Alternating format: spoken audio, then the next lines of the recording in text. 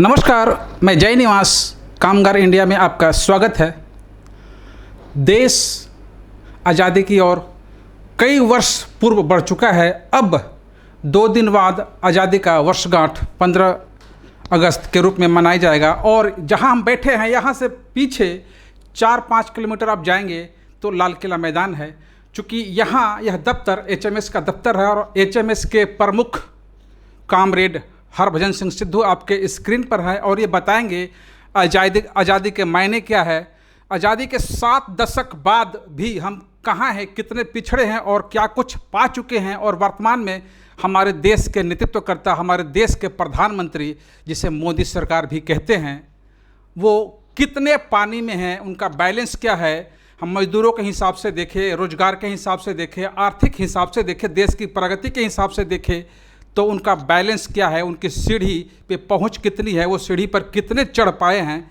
2 दिन बाद वो अपनी गर्जन भाषण में बताएंगे। इससे पहले हम जानना चाहते हैं एक मजदूर मसीहा के रूप में सिद्धू जी क्या कुछ कहना चाहते हैं। जी सर, सबसे पहले बताएं कि 7 वर्षों में एज ए प्रधानमंत्री आप क्या कुछ करते हैं मजदूरों के लिए। देखिए, जो हमारा अभी 15 अगस्त 2021 को हम 74 साल पूरे कर जाएंगे और देश की जनता जो वोट डालती है, जो हमारा संविधान बना है, जब हम 74 साल पहले आज़ाद हुए हैं,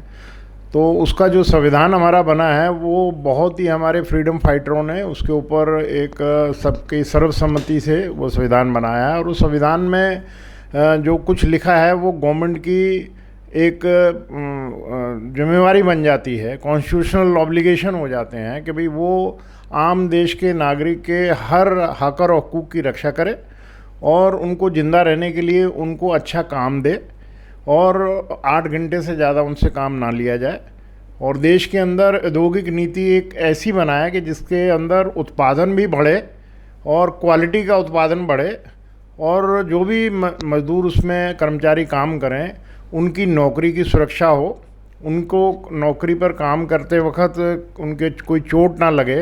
वो ऑक्यूपेशनल हेल्थ एंड सेफ्टी के बारे में ध्यान रखें। और उसके बाद अगर उनको चोट लग जाए तो उनको कंपनसेशन मिले मालिक की तरफ से, उनका मुआवजा उनको मिलना चाहिए। अगर कोई अंग विहीन होता है या उसकी जान चली जाती है तो उनके आश्रितों को नौकरी मिले और उनके जो भी नुकसान हुआ है उसका कंपनसेशन मालिक को, क्योंकि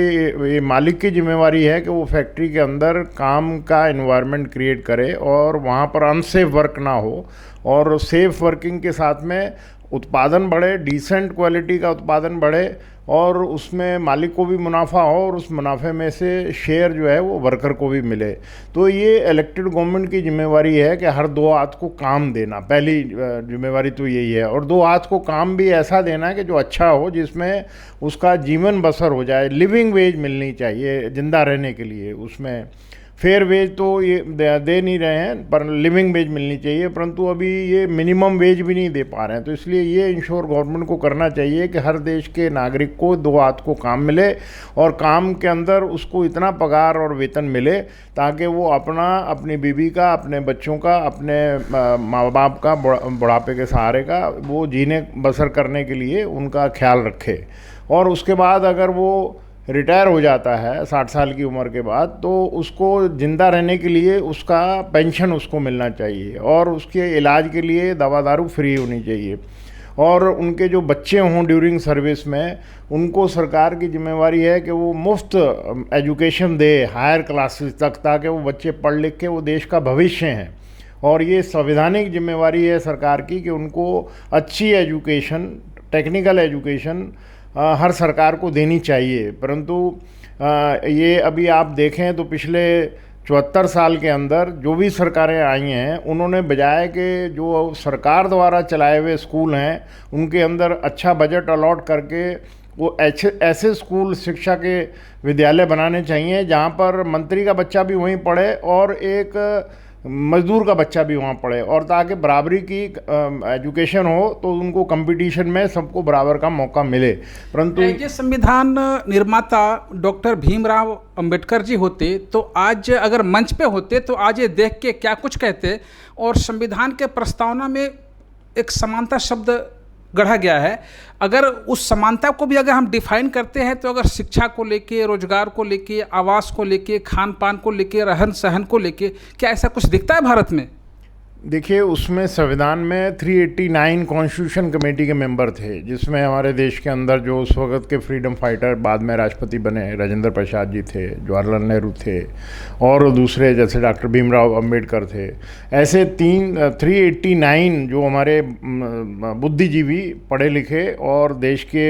हित में सोचने वाले, अंग्रेज़ों को भगाने वाले फ्रीडम फाइटर, वो उस कमेटी के अंदर कॉन्स्टिट्यूशन कमेटी बनाई थी। उसके अंदर सभा में, उस कॉन्स्टिट्यूशन काउंसिल में वो मेंबर थे, और उन्होंने सबने योगदान दिया। और ख़ास तौर पे क्योंकि डॉक्टर भीमराव अंबेडकर जो हैं वो एक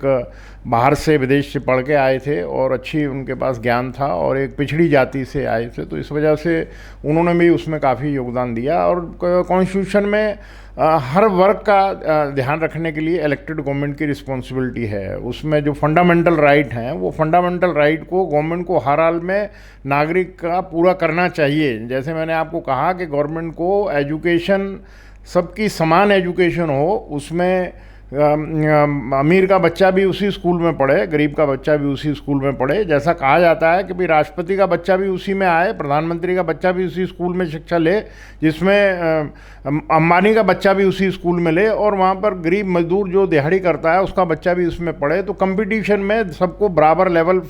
प्लेइंग फील्ड मिलती है उसमें, और कंपटीशन में वो गरीब का बच्चा भी उनके बराबर खड़ा हो सकता है। परंतु इन इशूज़ पे अभी तक की जितनी भी सरकारें रही हैं, उन्होंने अपने एजेंडे में रखा है, संविधान में लिखा हुआ है, परंतु इस शिक्षा के क्षेत्र में इतना बुरी तरह से पिछड़ गए कि इसको इन्होंने बना दिया व्यापार। तो अभी व्यापार बनाने पर इन्होंने उसको ऑफलोड कर दिया, प्राइवेटाइजेशन कर दिया एजुकेशन का। तो जितने प्राइवेट स्कूल हैं, वो चाहे ये कहते हैं कि भी गवर्नमेंट के स्कूलों में बच्चे आते नहीं थे, तो इसलिए हर मोहल्ले में प्राइवेट स्कूल खुल गए, परंतु वो आप देखिए कि एक एक बच्चे का कम से कम 3-3 हज़ार, 2-2 हज़ार वो फीस लेने लग गए बच्चों से। और जो गवर्नमेंट के स्कूल हैं, वहाँ पर टीचरों की नियुक्ति नहीं होती है, पद खाली पड़े रहते हैं। बिल्डिंग हाल जो स्कूल की बिल्डिंग है, उसमें जानवर भी नहीं बनता है, वो भी नहीं रुकता है, वहाँ बच्चों को खुले में बैठाकर पढ़ाना शुरू कर देता है। उनके घर से वो अपना टाट पट्टी लेके आते हैं, उनके पास बोर्ड नहीं है, चाक नहीं है, किताबें नहीं हैं। तो लोग बाग स्कूल, सरकारी स्कूल में बच्चे भेजने बंद कर दिए, या तो अनपढ़ रह गए, गरीब आदमियों के बच्चे स्कूल जाते नहीं। ये तो भारत रूपी किताब के कोई एक पन्ना है जिसके बारे में आप बता रहे हैं, लेकिन ये इस किताब का हर पन्ना ऐसा जर्जर है। इतिहास बताता है कि आज़ादी के समय हमारे कितने सूरवीर, कितने क्रांतिकारियों ने जान दिया इस देश को आज़ाद कराने के लिए, तिरंगा फहराने के लिए। लेकिन आज जो सिचुएशन है, वो जो सत्ता है, वो सत्ता वाकई में सेवक के रूप में है या फिर कुछ और?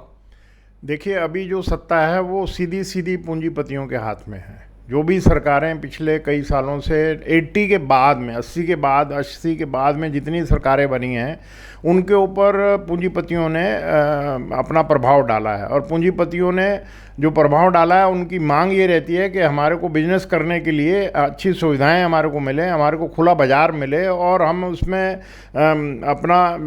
ज़्यादा से ज़्यादा मुनाफा कमाएं। ठीक है, वो व्यापार है, व्यापार में मुनाफा उनको मिलना चाहिए, परंतु जो व्यापार के अंदर उत्पादन करता है, जो कर्मचारी है, वर्कर है, उसका शेयर भी तो संविधान में लिखा है कि उसको भी डिसेंट वेज मिलना चाहिए, उसको अच्छी नौकरी, तनख्वाह, वेतन मिलना चाहिए, उसके रहने के लिए मकान गवर्नमेंट को प्रोवाइड करना चाहिए, उसके हर सिर के ऊपर छप्पर। ये 3-4 नारे जो आज़ादी के बाद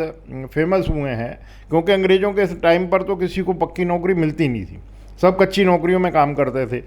डेली वेजेस, दिहाड़ी पे काम करते थे। और वो दिहाड़ी पे ना उनको रहने की जगह थी, जैसे छप्परों में रहते थे, और उनके बच्चों को पढ़ाने के स्कूल नहीं थे, अंग्रेज़ शिक्षा का कोई साधन दे के नहीं गए। तो हमारे देश में मेजॉरिटी अनपढ़ की रह गई। और अगर जब हमारा देश आज़ाद हुआ, और जो हमारे देश के जिन्होंने आज़ाद करने थे कि अगर देश आज़ाद होगा तो हमारा अपना संविधान होगा, हमारे अपने संविधान में जो सबने योगदान करके बनाया है उसका सम्मान होगा, सर्वधर्म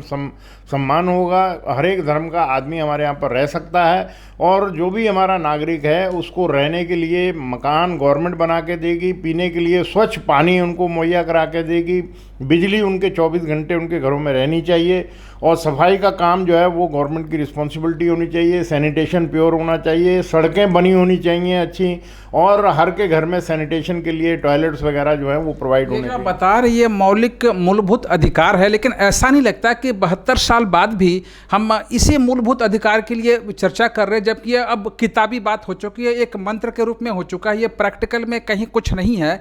एज ए प्रधानमंत्री वहाँ 2 दिन बाद भाषण देते हैं लाल किले के प्राचीर से, तो एज ए कामगार उनके लिए अगर 3 कोई मुद्दा उठाना हो, 3 मांग करनी हो, तो क्या करेंगे आप? देखिए, मैं तो मेहनतकश मजदूर जिसके खून और पसीने से देश का निर्माण होता है उसका सम्मान होना चाहिए, संवैधानिक जो उसकी जो हक बनते हैं उसकी रक्षा होनी चाहिए, उसकी नौकरी सुरक्षा पक्की मिलनी चाहिए, और उसको बुढ़ापे का सहारा मिलना चाहिए, बीमारी के लिए इलाज फ्री होना चाहिए, बच्चों को पढ़ाने के लिए स्कूल फ्री होने चाहिए, और उसके जो ड्यूटी पे चोट लग जाए, मर जाए, उसको मुआवजा मिलना चाहिए, उसके आश्रितों को नौकरी मिलनी चाहिए। और हमारे देश में शांति बनाए रखने के लिए जो सबसे बड़ी चीज़ है कि भी आपस में भाईचारा बना रहे, जो हमारा संविधान कहता है, इसमें हर धर्म के लोग बागों का बराबर का अधिकार है, और देश के अंदर इनइक्वलिटी, असमानता जो है वो बढ़नी नहीं चाहिए। जो गरीब है वो अगर 1 रुपया कमाता है तो अमीर को 6 रुपये से ज़्यादा नहीं मिलना चाहिए, परंतु हमारे देश में इस आज़ादी के बाद 74 साल में अरबोंपति जो बन गए हैं वो इतने ज़बरदस्त बन गए हैं कि वो अब कोई उसका हिसाब ही नहीं रह गया। इतनी बड़ी खाई बन गई है गरीब और अमीर में कि गरीब जो है वो 20 रुपये दिहाड़ी कमा रहा है, और जो अमीर है वो रोज़ के 2 करोड़ रुपया कमा रहा है, रोज़ के 2 करोड़ रुपया कमा रहा है। तो अब 2 करोड़ में और 20 रुपये में आप अंतर देखिए, वो खाई कितनी बड़ी खाई बन गई है। ये it is the responsibility of the elected government कि भाई वो इन चीज़ों का, असमानता का, दूरी खाई की, उसको पाटे। परंतु इस दौरान में हमने जो देखा है, बच्चों को एजुकेशन जो है वो अच्छी क्वालिटी की एजुकेशन, गवर्नमेंट की जिम्मेवारी है कि वो अपने बजट का, जीडीपी का कम से कम 6% उस एजुकेशन के लिए फ़ंड अलॉट करना चाहिए, ताकि अच्छे स्कूल हों, अच्छी शिक्षा मिले, बच्चे देश का भविष्य हैं, वो आगे पढ़ लिख कर देश के निर्माण में लग जाएं। परंतु इन सभी फील्डों में अगर आप देखेंगे, ना तो नौकरी किसी को मिल रही है। आज 93%, 54 करोड़ में से तकरीबन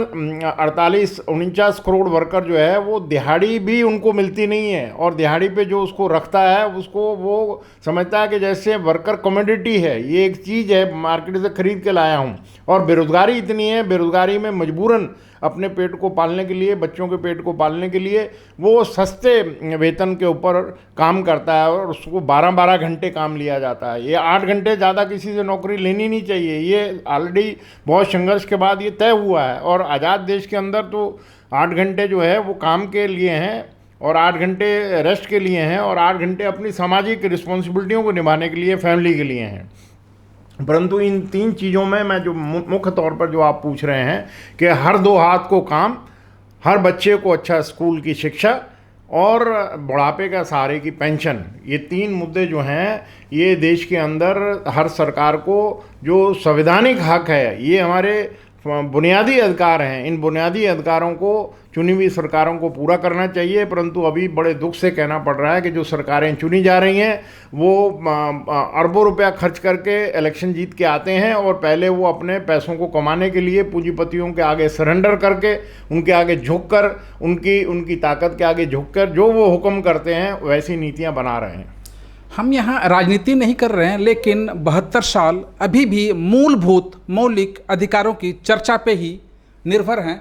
इसे हम दिला सके ना दिला सके हमें पता नहीं, लेकिन प्रधानमंत्री 2 दिन बाद प्रधानमंत्री जी उस प्राचीर से क्या कुछ कहेंगे यह पता भी नहीं। लेकिन संविधान की जो किताब है उसका पहला पन्ना पलटेंगे तो दूसरे पन्ने पर समानता शब्द गढ़ा गया है, उसी समानता की चर्चा कर रहे थे। लेकिन यहाँ एक खाई शब्द निकल के आया। भारत के पहाड़ी इलाकों में रहने वाले लोगों को खाई शब्द का अच्छा पता है, चूँकि पहाड़ और नीचे पानी के बीच एक रास्ता होता है, वो खाई को पाटता है जो रास्ता चलने का होता है। लेकिन हम आपके बीच शिक्षा, आवास, रोजगार, इसके बाद भोजन की खाई को पाट पाएंगे देश के प्रधानमंत्री। अब आप बने रहे और प्राचीर से क्या कुछ प्रधानमंत्री जी कहेंगे उसको भी अवश्य सुने। दिल्ली से जय निवास की यह रिपोर्ट।